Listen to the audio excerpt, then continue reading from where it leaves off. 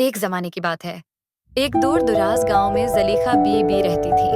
न शौहर न औलाद, बस एक कुची झोंपड़ी और उनकी थकी हुई सांसें। बूढ़ी जलीखा बीबी हर दिन जंगल जाते, लकड़ियां चनते और बाजार में बेचते।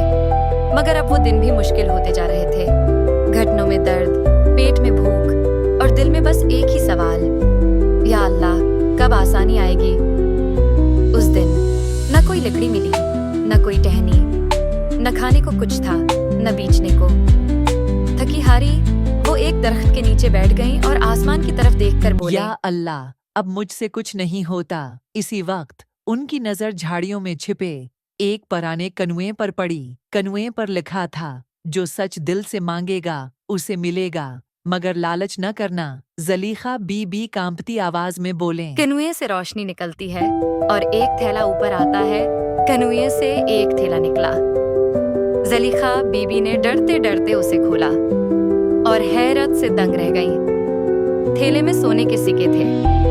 खुशी की दुल्हन जलीखा की आंखों में आंसू, मगर उन्होंने सिर्फ आधे सिक्के लिए और बाकी वापस डाल दिए। दिल से कहा, जो मेरे जैसे दूसरे लोग हैं उनके लिए भी कुछ बच जाए। और यूं जलीखा बीबी की कसमत बदली। मगर उन्होंने लालच का रास्ता न चुना, क्योंकि जो दूसरों का ख्याल रखता है, कसमत उसी के दरवाजे खोलती है।